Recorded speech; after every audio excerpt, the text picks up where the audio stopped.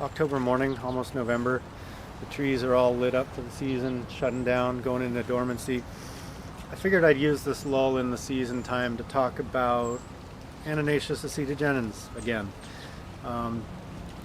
When I point out the low bioavailability of Annonacin and other acetogenins by relation, what people come back to me with has been a bit confusing to me. They'll say, well, it made people sick anyways at 6 times less a dose, so why does it matter? This confused me at first, until I realized that most of these people are using the Guadeloupe Study as a lens through which to view all annonaceous products.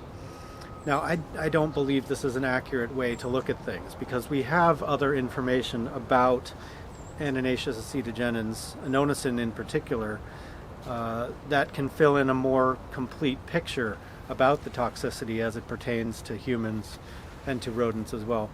Now, as far as toxicity goes, the poison is in the dose. We're exposed to all kinds of toxins on a daily basis in doses that are negligible to our biology. So the dose is not what you ingest, not what an item contains, but what you absorb into the bloodstream. That is the dose. So what we need to do is work from the ground up, using the known problematic dosage, how much a fruit contains, and the absorption factors / metabolic factors. Let's start with that. So we know that the most basic problematic dose is somewhere between 3 and 4 milligrams per kilogram of body weight over the course of 28 days. That's the amount that began to cause brain lesions in rodents. Granted, there are some difficulties translating to humans from rodent studies, but we'll use this as a very loose base level. And we know how much each pawpaw fruit contains. An 8 to 12 ounce fruit will contain anywhere from 90 to 120 milligrams of annonacin. We have that number as well. And what goes in between these two numbers are the absorption factors, the bioavailability, and that for annonacin in rodents is about 3%.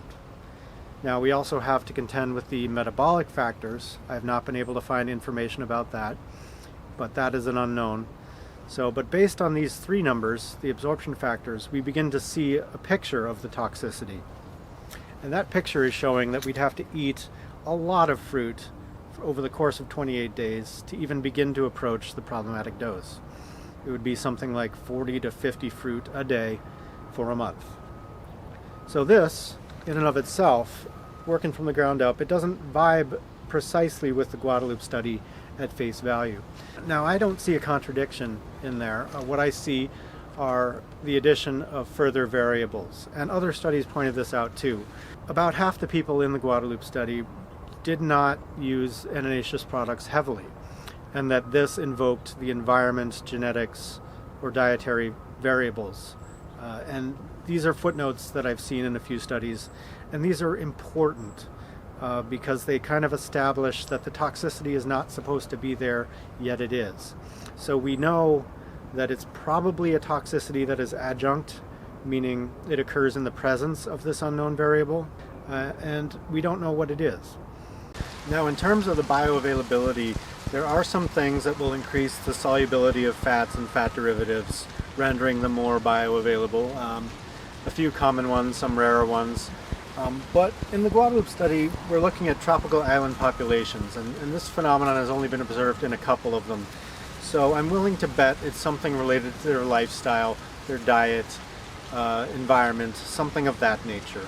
So where does this leave us? Well, I think we should figure out what this unknown tropical island variable is. I read a study suggesting a genetic component. It may not be the only component. There could be more than one variable. We don't know.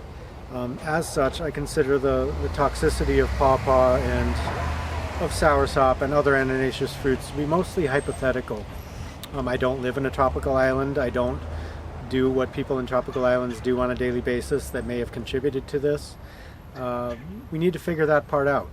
So there's more information needed, but with the information we have, I think it's fair to say that you won't get sick eating a pawpaw fruit, a handful of them a season, as we mostly do. Nobody's going to be eating it as a staple. I mean, are you kidding me? The fruit is so rich and decadent. So one of the problems I've always had with this point of view that pawpaws and other annonaceous fruits are toxic is just how uncharitable it is toward indigenous and native peoples. When you take a position that implies that the natives were just a bunch of dumb Indians poisoning themselves over and over again during the domestication of their fruits and foods, this is not a very palatable thing right off the bat.